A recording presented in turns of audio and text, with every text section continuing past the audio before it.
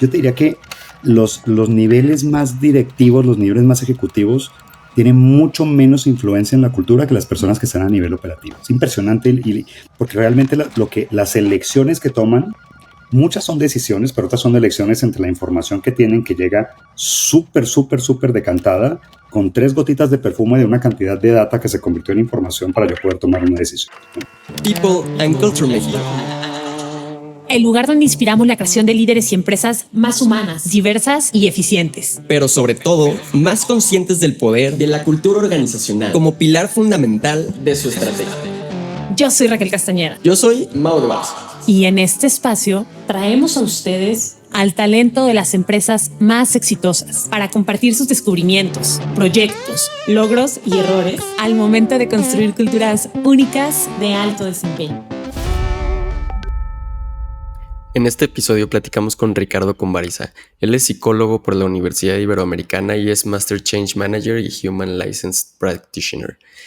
Ricardo se ha dedicado a la formación de equipos en múltiples países como México, China, Estados Unidos, Colombia, Canadá, Perú, Costa Rica, Salvador, Honduras, y también ha sido mentor de múltiples startups de tecnología, principalmente en México y Estados Unidos. Platicamos con Ricardo de las dinámicas que interfieren en la creación de equipos de alto desempeño, de lo bueno, lo malo y lo feo de la política dentro de las empresas y de la importancia de tener conversaciones difíciles. Te dejamos con la plática. Esta es una producción de Aural. Hola Rich, Mau, ¿cómo están? Feliz, gustazo, qué buena onda. Hasta que se logró, bienvenido Rich, bienvenido a People and Culture. Yo emocionadísimo porque hace rato que los vengo viendo y me parece que lo que están haciendo lo hacen muy bien.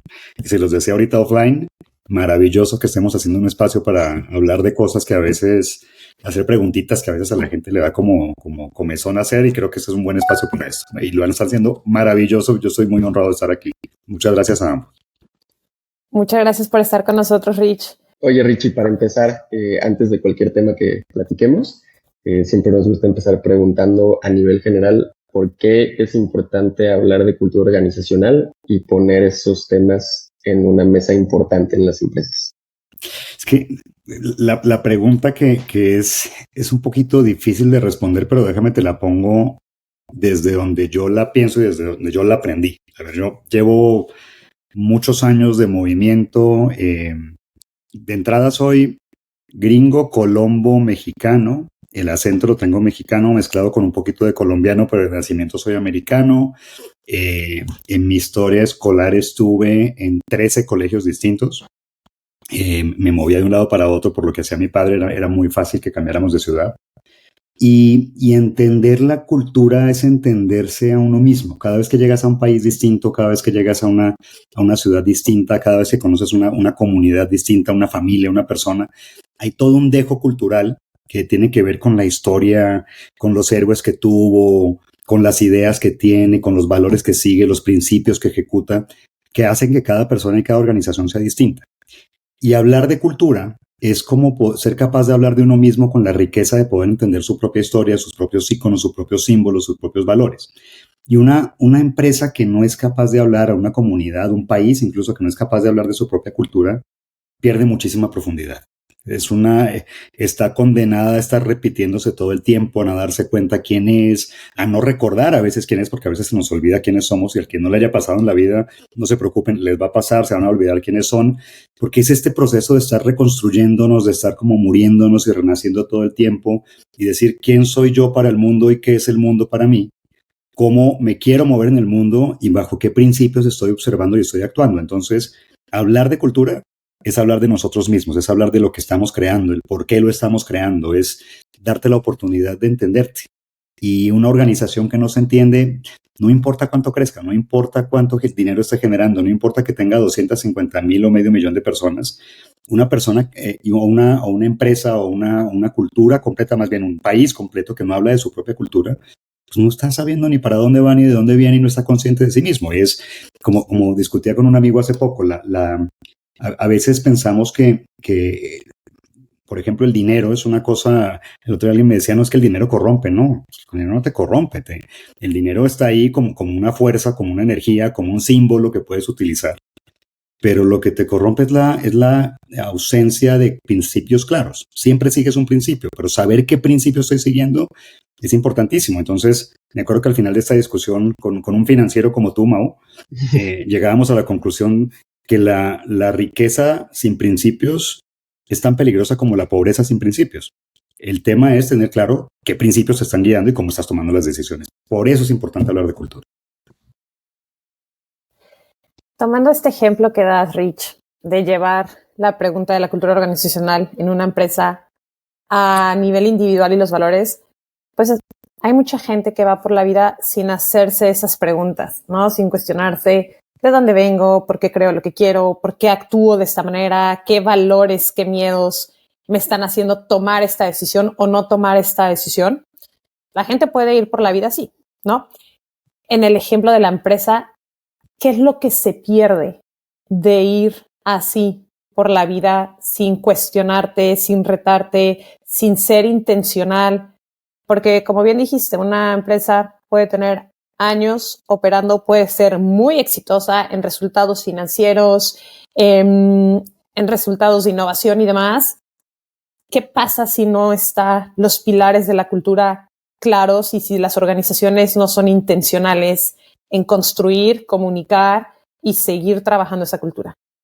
Es que fíjate que la pregunta que haces es muy buena, porque si tú piensas en los principios que tenías cuando tenías 15 años, no voy a hablar del caso de Mau, pero para mí ha pasado un par de ayeres más, pero si tú piensas en tus principios a los 15 años y piensas en lo que pensabas que era correcto, incorrecto, qué guiaba tus decisiones, qué visión tenías de tu vida, es muy distinto seguramente a la visión que tienes el día de hoy, es muy distinto seguramente a los principios que te mueven el día de hoy. Es más, te apuesto a que muchos están contrapuestos. O sea, yo me acuerdo que en algún momento, pues yo crecí con un padre oficial naval dedicado a su carrera muchísimo. Y yo me acuerdo que decía, cuando yo sea papá, mis hijos van a hacer lo que se les dé la gana. Totalmente lo que se les dé la gana, ¿no? Y yo quería tener unos hijos que salieran casi descalzos a la calle y quisieran lo que quisieran y que a mí no me avisaran, no me pidieran permiso, nada. Pues de repente fui papá y dije, ay, espérame, a ver, no sé si quiero vivir bajo los principios que me tocó vivir a mí en una situación muy compleja en los 90 en Colombia versus lo que mis hijos vivieron. Por supuesto, hay dos realidades completamente distintas. Yo no sé si quiero transportar esos mismos principios. Sé que hay un dejo de esos principios todavía en mi forma de pensar, en mi forma de actuar, ya sea por imitación o por contraimitación, pero hay algo de esa cultura que yo viví en mi núcleo familiar inicial. Y el no preguntármelo, si yo estuviera funcionando de manera automática, seguramente lo que me estaría llevando es a tomar decisiones inconscientes. Y la verdad es que hay dos tipos de decisiones, las conscientes y las inconscientes. Todo el tiempo estamos decidiendo. Y desde mi forma de pensar, desde lo que yo he aprendido, he estudiado y como lo he adoptado yo es, todo lo que está pasando en mi vida es una decisión. En este momento estoy tomando decisiones. Mi estado emocional es una decisión. Mi salud es una decisión. Las personas con las que convivo son una decisión. Mi economía es una decisión, ¿no? Al final, cuando no soy consciente de esas decisiones, pues estoy viviendo la vida de manera inconsciente. Y algo está pasando en el que probablemente la decisión es dejando que alguien más decida por mí, dejando que el mercado decida por mí, dejando que mis amigos decidan por mí, o el cómo debería ser. Y algo que a mí me quedó muy claro en una etapa temprana de mi vida es que a la gente se le debe apreciar por quien es y no por quien debería ser. Eso lo dijo después un amigo con mucha claridad. Así con estas palabras lo dijo Gabriel, un amigo muy querido, cuando dijo, a la gente se le quiere por quien es, no por quien debería ser. Y era algo muy parecido que me había dicho una noviecita que tenía yo como los 13 años. Tú tienes que creerte por ti, no por lo que los demás pensemos de ti. Pero si yo no soy capaz de verme a mí mismo, si yo no soy capaz de entender mis propias falencias, darme cuenta cómo el proceso de la vida va cambiando y darme cuenta que a veces, digo, y sería una discusión muy larga, pero todo es evolución, todo está evolucionando, yo estoy evolucionando, incluso cuando parece que no, también estoy evolucionando, me estoy moviendo, mis principios van cambiando, pues no voy a ser consciente del efecto que están teniendo mis decisiones en la persona que está trabajando conmigo al lado.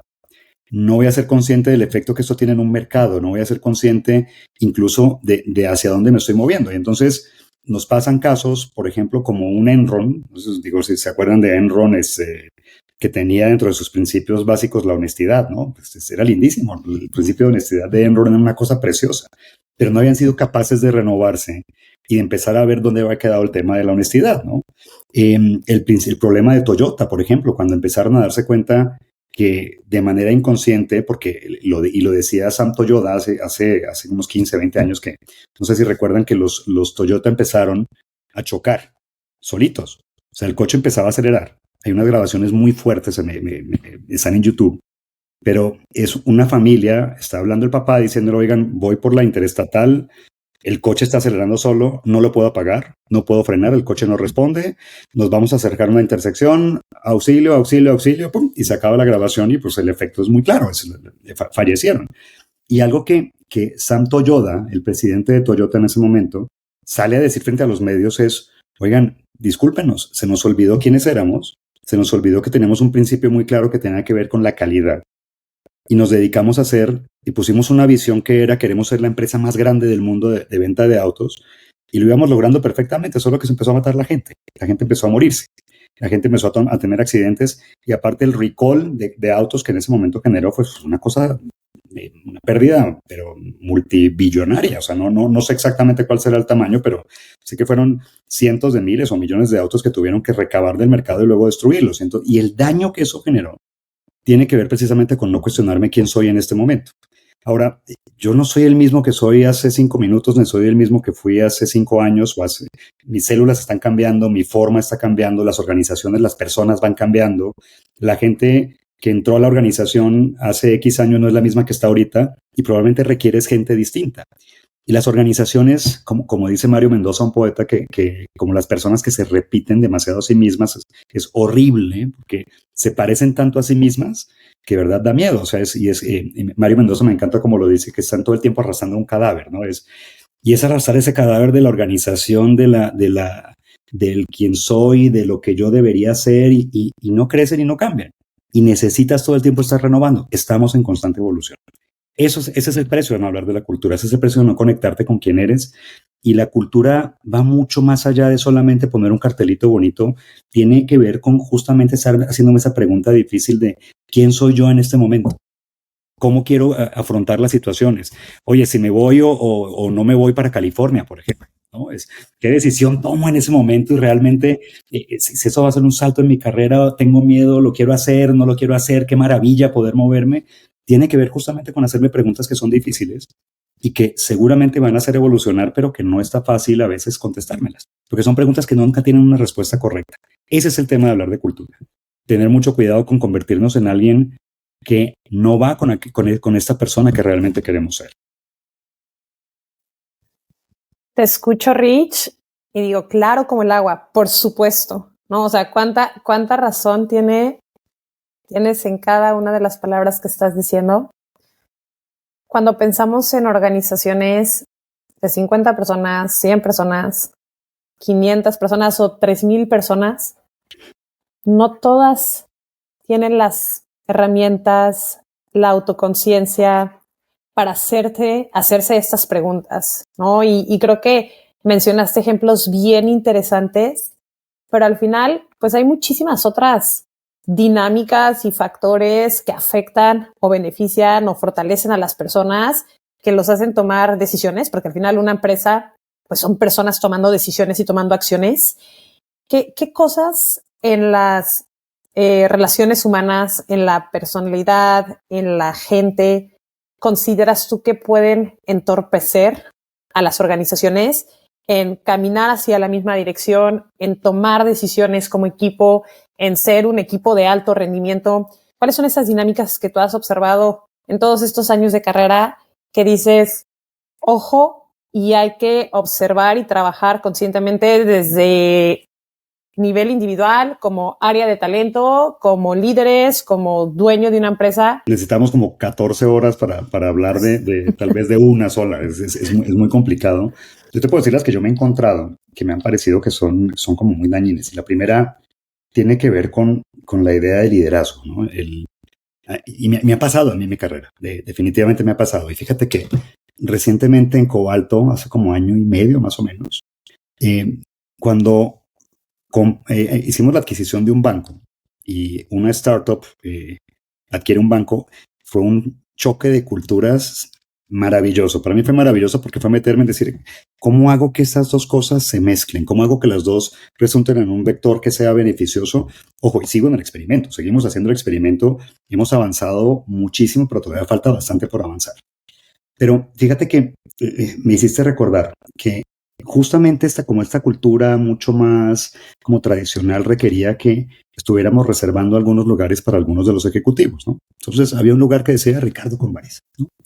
Y entonces un día llego yo a estacionarme y cuando me voy a estacionar veo que hay alguien estacionado en mi lugar, ¿no? Entonces yo digo, este descarado está en mi lugar, ¿no? Y de repente, o sea, bajo el vidrio del auto y le reclamo y le veo la cara a esta persona entre molesto, entre triste, entre desilusionado y dije, en la torre, esto es un error gravísimo lo que estoy haciendo yo en este momento. Esta no es la persona que yo quiero ser. El letrero estaba colgado bastante alto y este hombre era bastante más alto que yo. Se le dijo, oye, ¿te puedo pedir un favor? Primero, discúlpame porque esta conversación no tiene ningún sentido. De verdad, discúlpame, estoy perdiendo el tiempo, esta conversación no me va a llevar a ningún lado. Te pido un favor, ¿puedes arrancar mi nombre de ahí? Lo podrías arrancar y pum. Y lo arrancó y me miró con una cara así, pues ahí está, entre que seguía enojado por lo que yo le estaba diciendo, pero mi pensamiento es, a ver, si yo soy un ejecutivo del negocio, seguramente gano más. Además tengo más privilegios, tengo más beneficios, tengo más autoridad. De repente no me puedo dar esta idea de creerme que yo soy líder, porque el liderazgo no es una cosa que uno es, o sea, yo no puedo ser un líder, y hay como una falacia de, ya me hice líder, ya dejaste de liderar. Liderar tiene que ver con cómo me acerco, cómo sirvo a las personas, cómo sirvo al negocio, cómo sirvo a una causa, cómo me comprometo con ella y cómo, yo no sé cuál será el lenguaje adecuado en pero cómo me equivoco, la cago y la vuelvo a arreglar. O sea, se trata justamente de cómo estoy todo el tiempo creando a través de mí, a través de mi influencia, que otra cosa es, no es posible no influir. Todo el tiempo estoy influyendo en las personas. Ustedes están influyendo en mí en este momento y yo viceversa, consciente o inconscientemente, ¿no?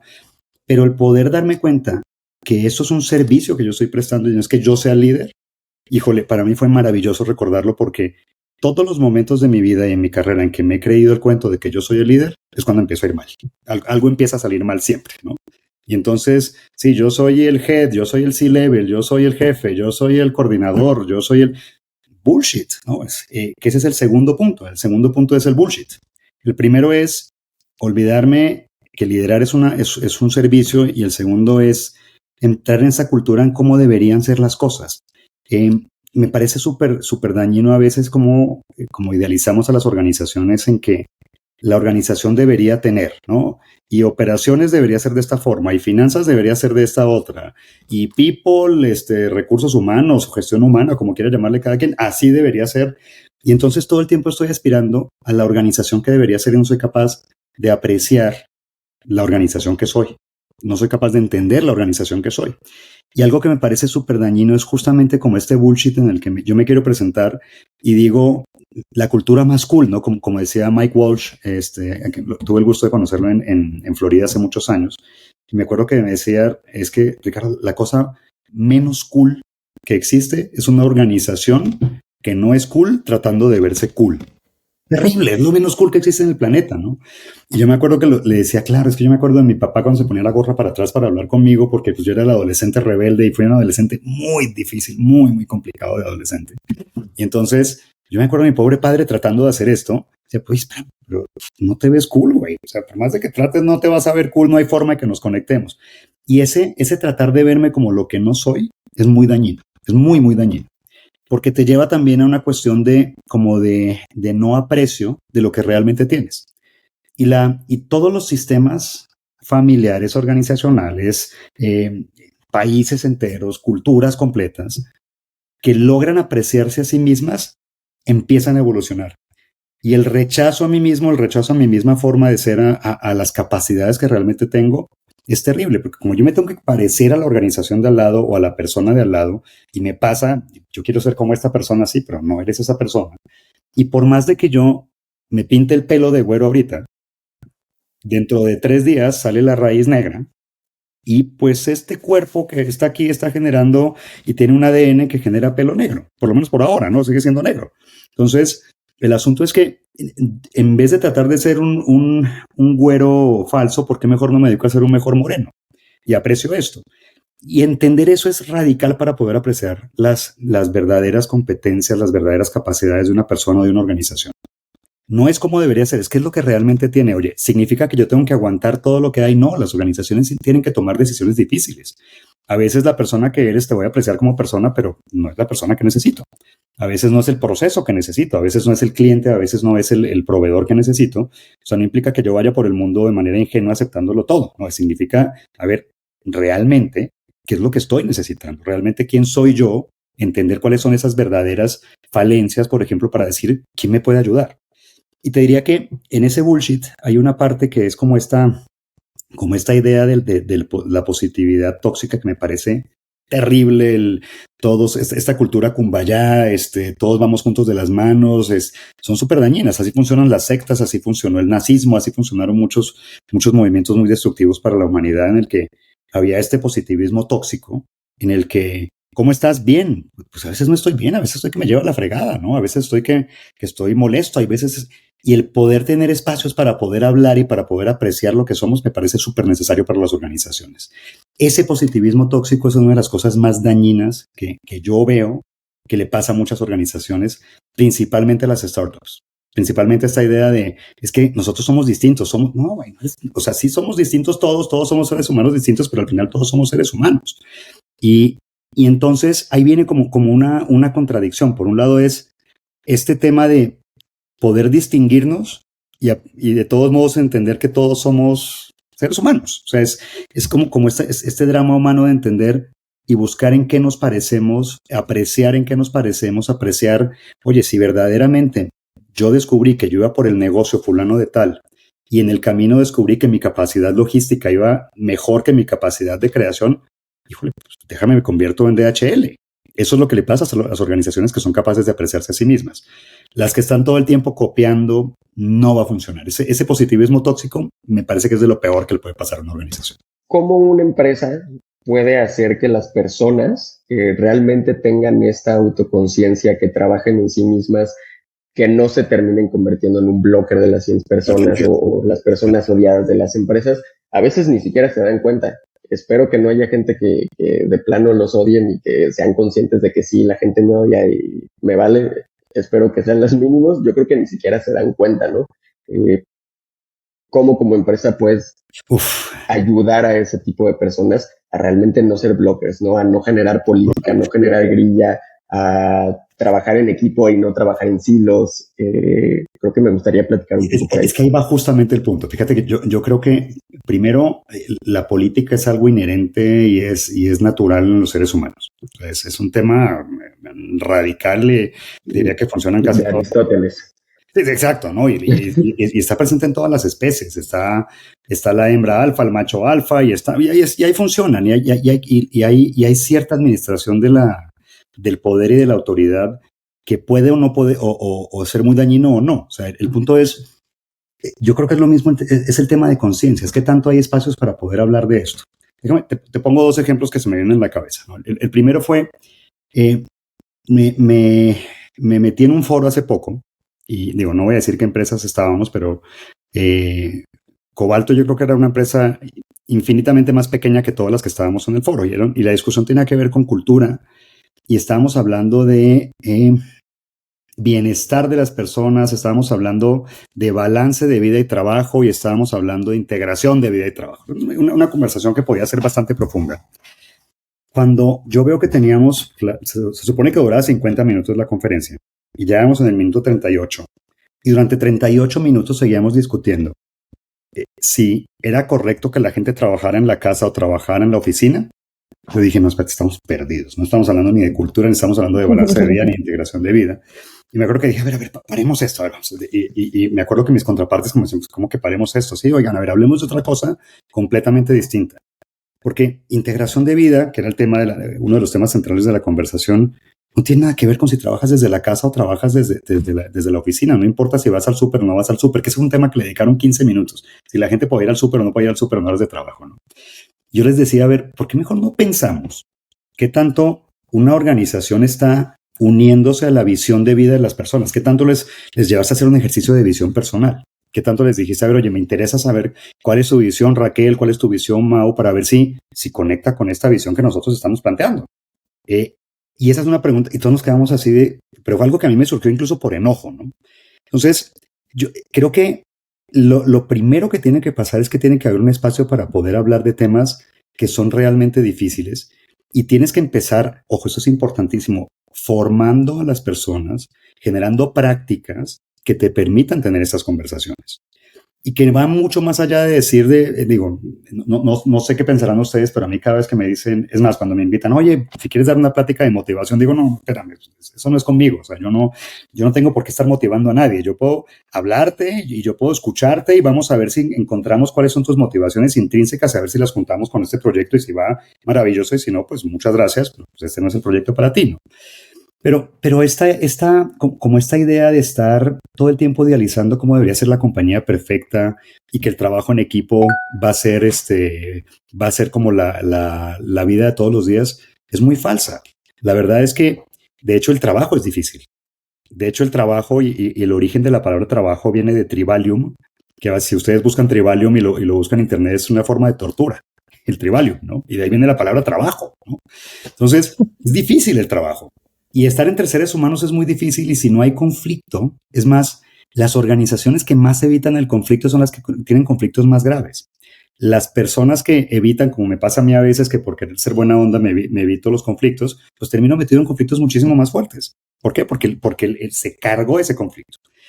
Y cómo lo trabajas tiene que ver con pensar en muchísimas estrategias. Primero en qué motiva y qué a las personas realmente entenderlas, y cómo las habilito para que eso funcione. Cómo trabajo con los niveles que están ejerciendo el liderazgo para que nos ayuden a motivar a esas personas, a desarrollar a esas personas para que realmente también puedan tener, y esas prácticas que querramos poner, que podamos hablar. Hay prácticas muy exitosas que pueden funcionar para que la organización tenga sus espacios de conversación.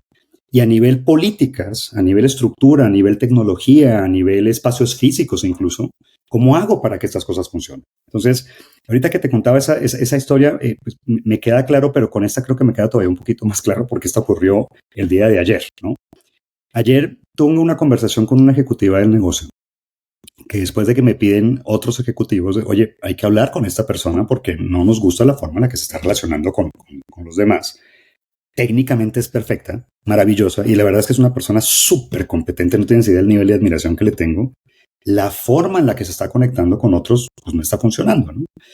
Y me acuerdo que la parte más complicada fue el primer momento de la conversación, porque cuando yo empiezo a decirle, oye, fíjate que tengo estos comentarios, me parece importante, y ella me empieza a hacer preguntas, y me empieza a decir cosas como, bueno, ¿cuántas personas te lo dijeron? ¿A qué hora te lo dijeron? Muéstrame la evidencia. Yo me prendí de una forma que ni te imaginas. Entonces yo empiezo a enojarme, empiezo a exaltarme hasta que digo, yo no estoy escuchando. Y le estoy diciendo a esta persona que no sabe escuchar. A ver, me voy a callar un momentito, voy a entender qué le está pasando. Después, literalmente de una hora de conversación, digo, ok, ya entendí qué le está pasando a esta persona. Y probablemente yo en sus zapatos estaría exactamente en la misma situación. Y uno de los reclamos que esta persona tenía conmigo es que en la compañía nos costaba trabajo tener conversaciones difíciles. Y entonces me cae el 20 y digo, tienes toda la razón. Y creo que la conversación más difícil en este momento entre tú y yo es que a mí me da mucho miedo decirte que realmente te está faltando humildad para darte cuenta que por muy desarrollada que estés como ejecutiva, no eres perfecta y te faltan competencias, y que si no las desarrollas no vamos a funcionar mejor. Y a ti te está faltando escucharlo. A mí me están faltando pantalones para decirlo y a ti humildad para escucharlo. Y fue una conversación muy difícil, pero los últimos 10 minutos de conversación fue bajar las defensas al máximo y decir, a ver, esto es lo que realmente tenemos que hablar. Y la verdad es que en la mayoría de los casos, yo no soy así. Las familias, las parejas tienen conflicto, y el punto es, pues, ¿con quién quieres pelearte a gusto y con quién vas a realmente tener estas batallas para poder construir a gusto? Pero eso es una familia, eso es una pareja. ¿Con quién voy a agarrarle el chongo todos los días? ¿Con quién voy a estar peleándome todos los días porque estoy en conflicto? El punto es evolucionar para que los conflictos se vean de una manera bastante más madura y más sana, que no significa ser suavecitos, que no significa quedarnos callados, que no significa ser, ojo, es que fíjate cómo voy a usar la palabra ser políticos, ¿no? Ser político, todo el tiempo somos seres políticos, el ser humano es un ser político, todo el tiempo estamos administrando la autoridad. pero ser políticamente correctos cuando me quedo callado y hago como ese maquiavelismo está presente en todas las relaciones. Es más, uno de los pensadores más influyentes en Occidente fue Maquiavelo. Y la idea del maquiavélico, y el que no sepa quién era Nicolás de Maquiavelo o no haya leído El Príncipe, no tienes que leerlo para entender que si yo digo es que Raquel es maquiavélica o Mau o Ricardo es maquiavélico, y dices, para mí ya me dio miedo y no sé ni siquiera qué significa la palabra. Porque tiene que ver irme por debajo, irme por lo oculto, irme por lo falso, cuando podría estar teniendo una conversación y poder empezar a habilitar a la organización para poder tener conversaciones, en vez de decirte, Mau, eres un incompetente y te odio, es decirte, oye, Mau, pues no te entiendo, güey, estoy muy enojado y necesito que me ayudes, a ver, te escucho, platiquemos. Y eso se puede entrenar, eso es algo transferible. Yo creo que ese es uno de los puntos importantes.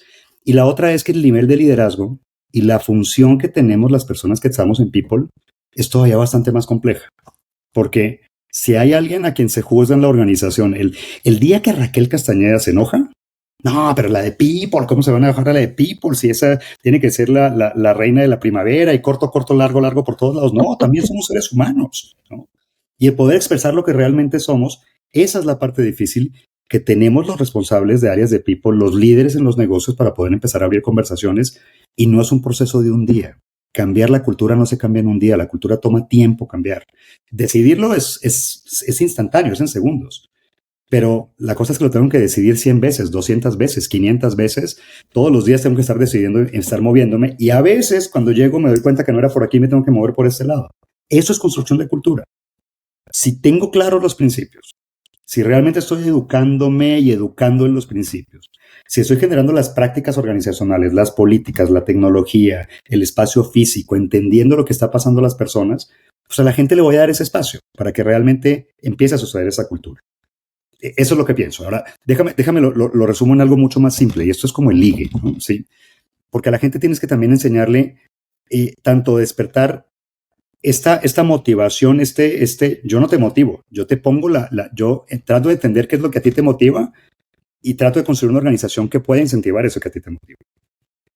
Yo no te habilito, yo te doy las herramientas para que tú te hagas capaz. Tú eres la persona que tienes que poder ser capaz y tienes que poder trabajar en ello. Pero si te motivo, pero no te enseño, y si yo empiezo a vamos a hablar de apertura, vamos a hablar de transparencia, pero no te enseño cómo, es como en el ligue. Yo puedo estar muy motivado, me gusta la persona que está enfrente, pero si no me siento capaz, pues me quedo sentado y no digo nada. Calladito me ve más bonito. Si me siento muy capaz y me enseñaron, pero no he encontrado el por qué esto es importante dentro de mi vida, si no he encontrado el por qué esto va hacia mi propio desarrollo, pues es como en el ligue igualmente. Pues yo puedo estar muy hábil para ligar, pero si la persona que está enfrente no me llama la atención, pues me quedo sentado y no hago nada, ¿no? Entonces, en los dos casos me voy a quedar sentado y se tiene que trabajar en las dos dimensiones en distintos niveles. Cómo motivo y cómo habilito a nivel personal, cómo motivo y cómo habilito a nivel social, y cómo motivo y cómo habilito a nivel estructural, a nivel políticas, a nivel tecnológico, a nivel espacio físico. Entonces, es pensar de manera mucho más holística, y ese es el trabajo difícil de la gente que hace cultura. Y ya me emocioné mucho, qué pena. No, a mí me encanta. Quiero regresarme tantito al punto de política, Rich, porque creo que es uno de los términos que de repente las organizaciones se usa como algo negativo, o de lo que se habla como de manera negativa, y lo acabas de explicar, ¿no? Al final todos hacemos politiquín todo el tiempo con nuestra pareja, con nuestros amigos y en las relaciones, y así funciona el mundo desde cientos de miles de años. Pero, ¿qué pasa cuando este politiquín en las empresas pues viene acompañado de ese bullshit que decía hasta el principio, que es uno de los enemigos de los equipos de alto desempeño y de las organizaciones, el pretender que eres ABC cuando no eres ABC, el jugar o trabajar con una agenda de comunicación, de influencia, de colaboración, que al final es eso, es bullshit, porque así es la política, así es la dinámica, volviendo a una organización poco objetiva, volviendo a una organización redundante. ¿Cuáles son tus indicadores como cabeza de cultura y como líder de una organización para decir esto va más allá de nuestra identidad, nos está haciendo daño y nos está volviendo torpes, estúpidos, egocéntricos? O sea, algo realmente negativo, que pues sí, a lo mejor eres como eres, pero no le está generando a la gente ni a la organización un beneficio. ¿Y cómo juegas con esas dinámicas políticas que al final pueden venir de una cultura de 100 años, de una cultura de 5 años, de un fundador que hizo una empresa y que al final la empresa es pues, prácticamente reflejo de ella o de él? ¿Cómo como cabeza organizacional tú distingues estos indicadores de ya no está bien, vamos a cambiarlo? Es que qué pregunta tan compleja. Fíjate, y déjame nada más así como que poner un comentario adicional. Mucha gente dice, juega el juego, ¿no? Cuando hablan de estas dinámicas internas y escucho que aconsejan unos a otros, juega el juego. Y de repente la dinámica organizacional se vuelve... Fake it until you make it, ¿no? ¿Cuál, perdón? The fake it until you make it, o sea, Ajá, o el típico, pues si ya sabes que es así, ya sabes que para lograr ABC necesitas encontrarte esta persona y llevarle una galletita. ¿Por qué? O sea, no hace ningún sentido, ¿no? Es que, yo creo que va más allá. A ver, hace unos años estaba en una compañía también de finanzas, una fintech. Y fíjate que una persona me dice, una persona de mi equipo me dice, oye, tuve una idea padrísima de cultura y tiene que ver con que traigamos no sé qué y el pastel de cumpleaños y no sé qué. Yo dije, no, pues este pobre hombre no está entendiendo lo que es la cultura, ¿no? Y como era mi equipo, me tomé la libertad, oye, acompáñame, déjame mostrarte qué es cultura, ¿no? Entonces nos fuimos al roof y en el roof le digo, oye, observa lo que está pasando. Se veía una avenida importante en México y ¿qué ves? Pues, no, pues hay tráfico. Que no, pues si se ha hecho tráfico. ¿Qué más ves? Oye, el semáforo está en rojo y la gente se lo está pasando. Bueno, ¿qué más ves? Hay un policía de tránsito. ¿Y qué está haciendo el policía de tránsito? Está comprando un tamal y está platicando con la señora que está ahí al lado y no le está importando que la gente esté pasando el alto. ¿Y qué más ves?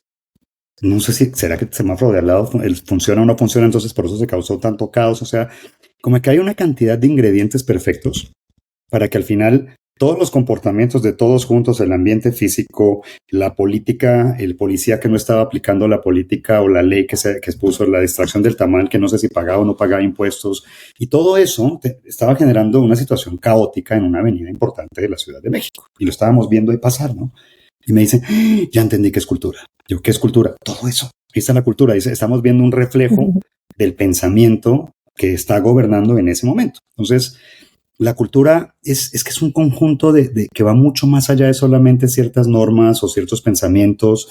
El founder o los founders o las founders tienen muchísimo impacto, por supuesto, pero va mucho más allá de eso. Es más, yo te diría que los niveles más directivos, los niveles más ejecutivos, tienen mucho menos influencia en la cultura que las personas que están a nivel operativo. Es impresionante porque realmente las elecciones que toman, muchas son decisiones, pero otras son elecciones entre la información que tienen, que llega súper decantada, con 3 gotitas de perfume de una cantidad de data que se convirtió en información para yo poder tomar una decisión, ¿no?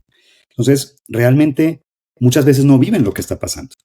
Y el entender cómo esta política va funcionando requiere muchísima conciencia.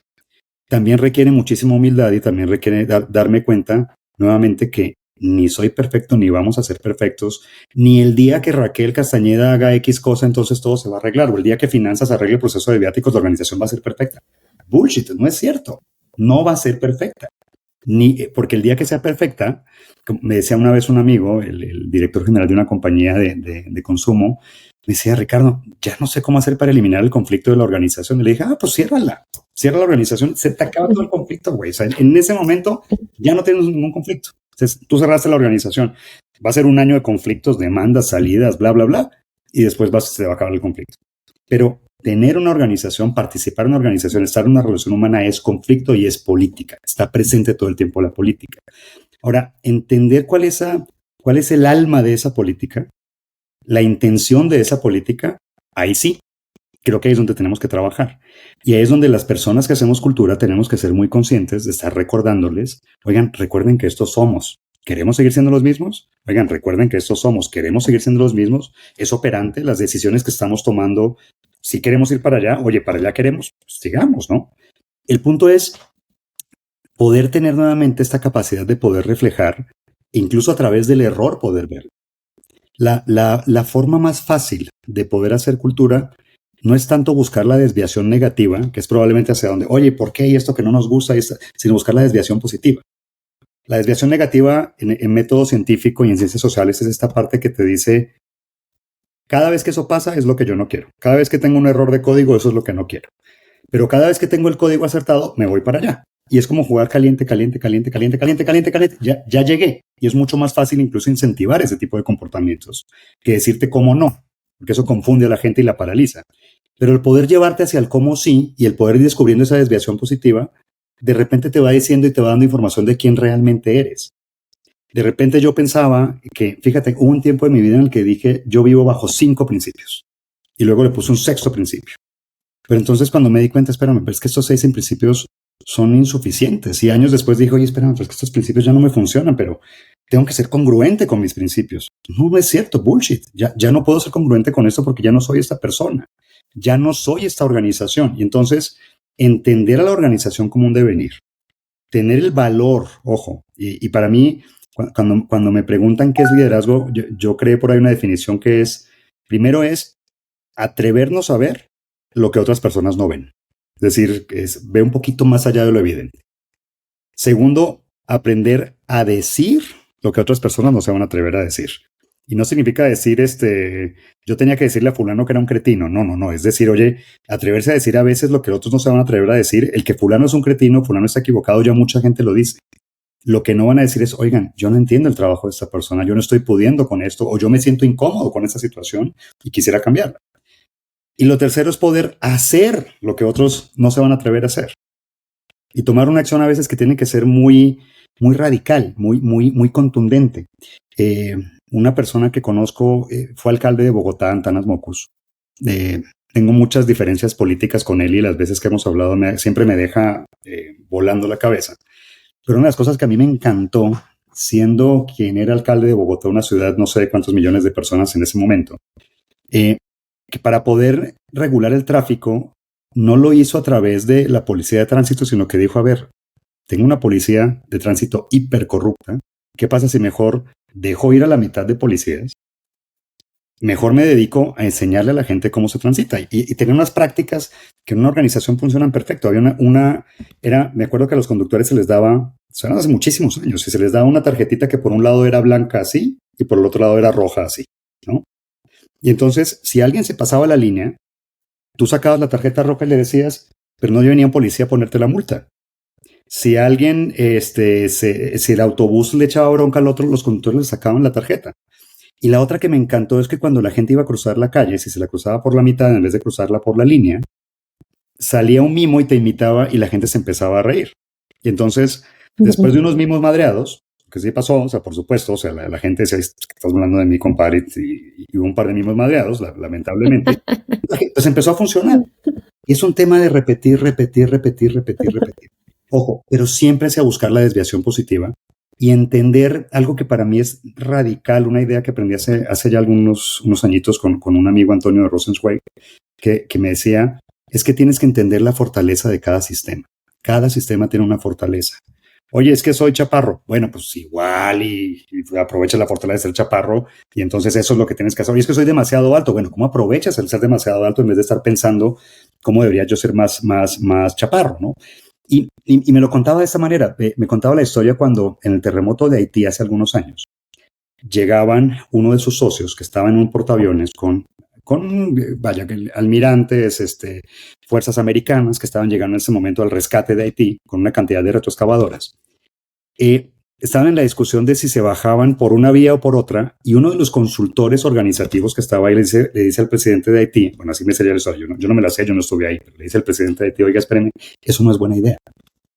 Usted va a llegar con retroexcavadoras en el país menos educado de América, en el país más pobre de América, donde usted está a punto de una revolución, donde no hay recursos, donde la gente está desesperada por sacar a la gente de los escombros. Las retroexcavadoras pueden parecer una gran idea, pero creo que es mejor idea que se evite usted una revolución y la gente desesperada la ponga a hacer algo porque están desocupados, ya empezó el pillaje. Fue inmediato.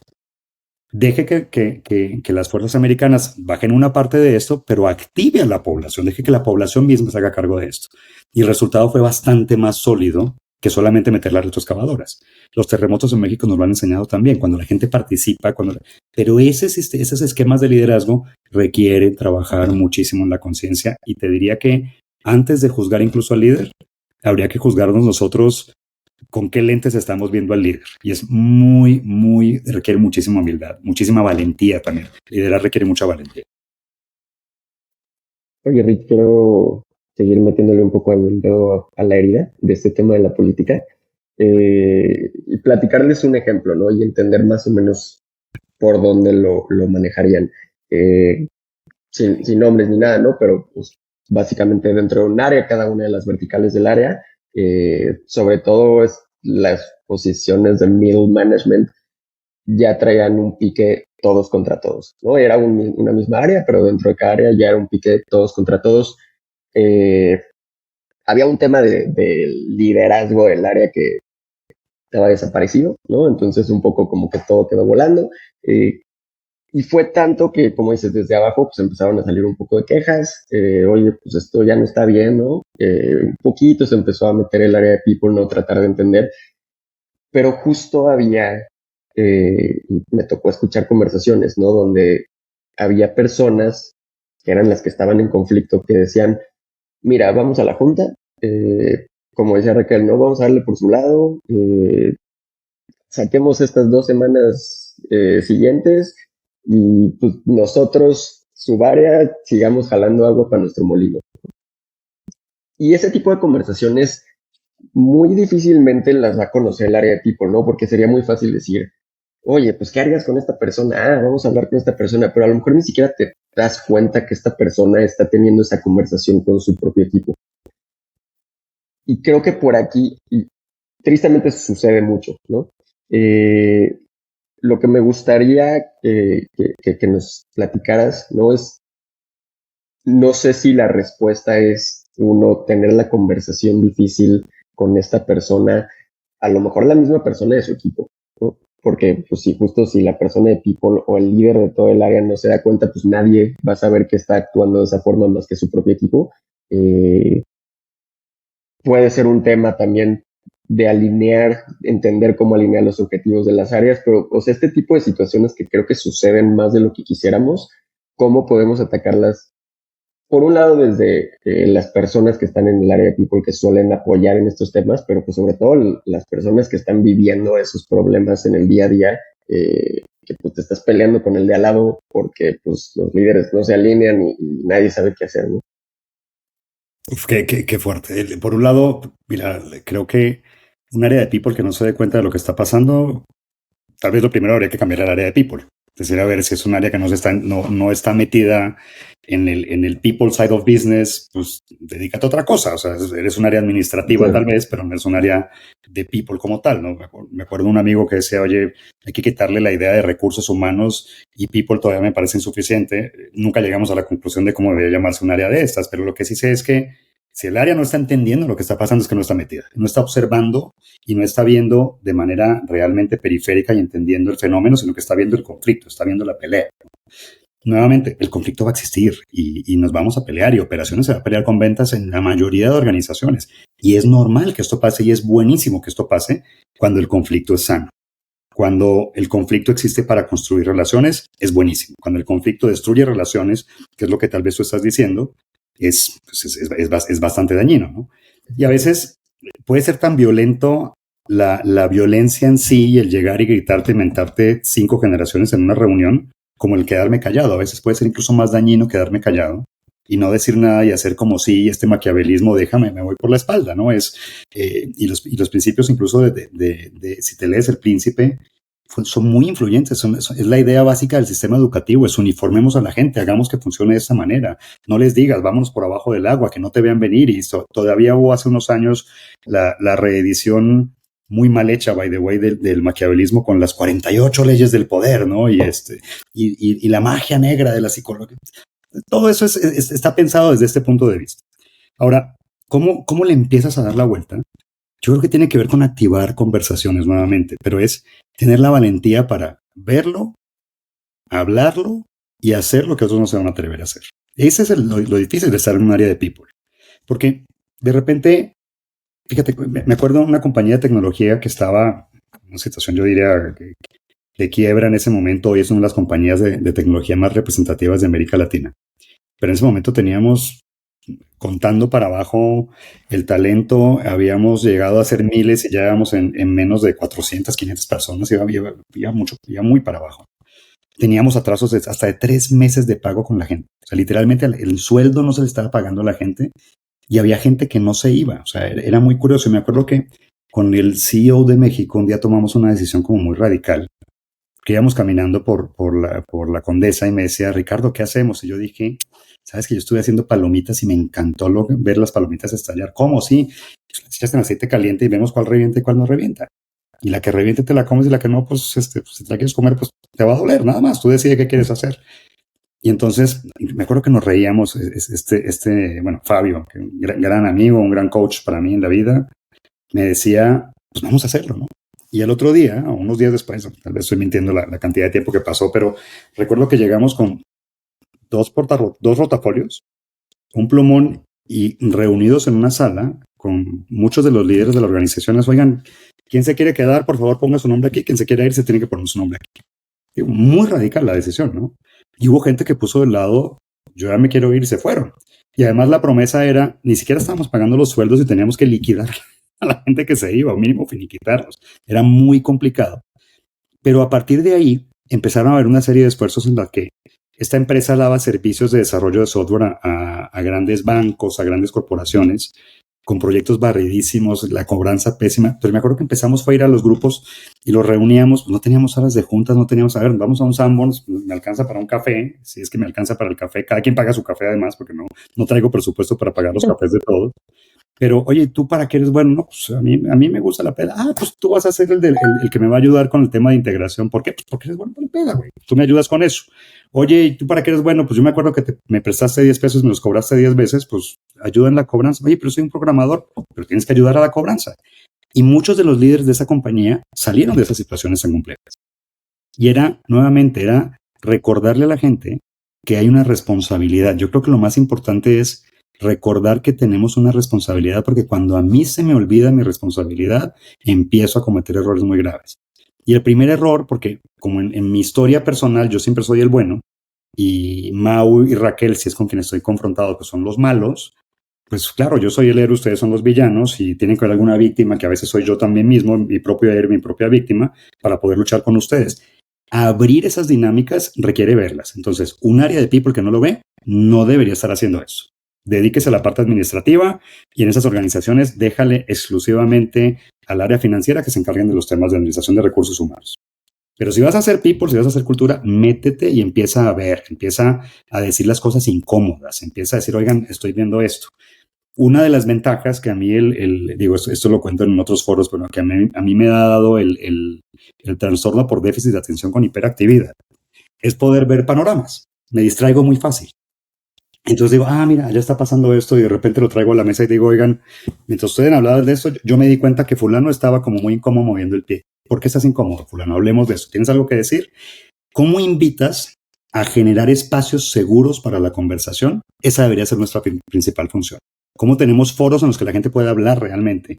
No el foro de convencerte, sino el foro de realmente poder hablar de lo que está pasando, de una forma segura. Tampoco se trata aquí de romperme y abrirme las entrañas simplemente porque sí. Eso no es ser abierto. Eso es ser torpemente abierto. Eso es el decirte eres un idiota incompetente, no es ser abierto, eso es ser agresivo. El poder ayudar a la gente y trabajar con las personas para que se hagan responsables y conscientes de sí mismas, empezando por los líderes, para que sean capaces de decir, oye Raquel, híjole, la verdad es que sí estoy muy enojado contigo y sí me has estado cayendo gorda por esto, pero yo quiero trabajar contigo, ¿cómo le hacemos? Neta, estoy muy frustrado, estoy muy enojado, no te entiendo, pero ¿cómo le enseñas a la gente a que tome la responsabilidad de la conversación? No es el otro, soy yo. Hay programas de entrenamiento, hay teorías muy bien desarrolladas para esto. A mí me encanta hablar, por ejemplo, de Human Element de Will Schutz, que es una investigación que empezó hace décadas en Estados Unidos y tiene muchísimo desarrollo y a nivel mundial se ha aplicado y funciona. Ese tipo de cosas funcionan, pero tiene que haber principalmente una voluntad de hacerlo. Y el punto aquí principal es la valentía para poder decir, oigan, yo estoy viendo algo y tenemos que hablar de esto, y aparte voy a tomar esta acción y empezar a hacerlo a través de ensayo y error para empezar a buscar esta desviación positiva que me va diciendo, a veces funciona y a veces hasta me corren de la compañía porque la cultura dice tú no vas aquí. Y también eso es padre. Oye, y si pudieras cambiar una sola cosa, de cómo trabajan las organizaciones, ¿qué sería?